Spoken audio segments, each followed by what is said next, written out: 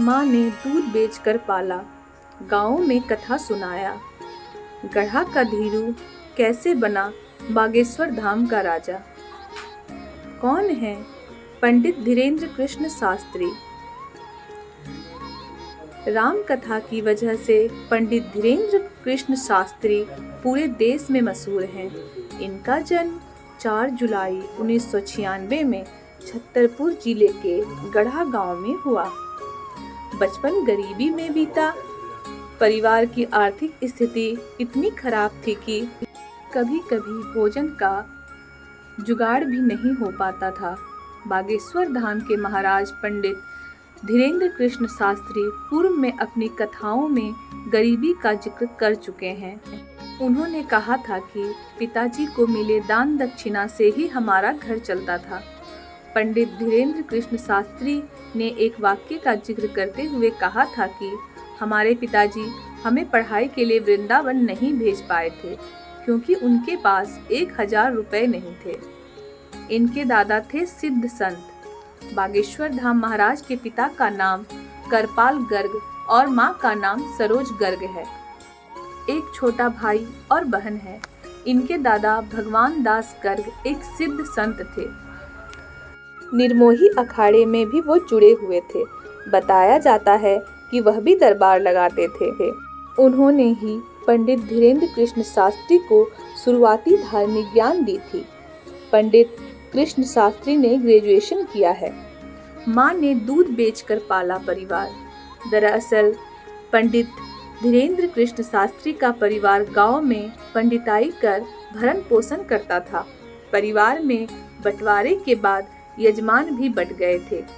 इसके बाद धीरेन्द्र शास्त्री के परिवार के सामने आर्थिक चुनौती ज्यादा आ गई थी। इनकी मां सरोज गर्ग ने गांव में भैंस का दूध बेचने का काम शुरू कर दिया। उससे होने वाली कमाई से परिवार का खर्च चलने लगा। ऐसे बने बाबा बागेश्वर धाम। दरअसल पंडित धीरेन्द्र कृष्ण शास्त्री को लोग गांव में धीरू के नाम से बुलाते हैं। कथा वाचने के दौरान ही वह गढ़ा गांव स्थित शंकर भगवान के प्राचीन मंदिर को उन्होंने अपना स्थान बनाया। इसे धीरे धीरे बागेश्वर मंदिर के नाम से इलाके में जाना जाने लगा। सन 2016 ईस्वी में गाँव वालों की मदद से यहाँ एक विशाल यज्ञ का आयोजन किया गया। यज्ञ के दौरान ही बालाजी की विशाल प्रतिमा स्थापित की गई। इसके बाद से यह स्थान बागेश्वर धाम हो गया। साथ ही कहा जाता है कि इनके दादा की समाधि भी यहाँ है। उमड़ने लगी भक्तों की भीड़। इसके बाद पंडित धीरेन्द्र कृष्ण शास्त्री यहीं पर कथा सुनाने लगे। धीरे धीरे इनकी चर्चा दूर दूर तक होने लगी। इसके बाद भारी संख्या में भक्त पहुँचने लगे। अब यह जगह बागेश्वर धाम के नाम से जाना जाता है। बागेश्वर धाम की प्रसिद्धि के साथ साथ बाबा का ग्राफ भी बढ़ता गया। बाबा अब राष्ट्रीय हो गए हैं। गांव में सुनाने लगे कथा। परिवार की स्थिति पंडित धीरेन्द्र कृष्ण शास्त्री वाकिफ थे। वह अब कुछ करने लायक हो गए थे। धर्म के प्रति उनकी रुचि बढ़ती जा रही थी। वह गांव में ही शुरुआत में कथा सुनाने लगे। धीरे धीरे कथावाचक बनने लगे। कथावाचक के रूप में पहली बार 2009 में उन्होंने पास के ही गांव पहरा के खुंडन में उन्होंने कथा सुनाई थी।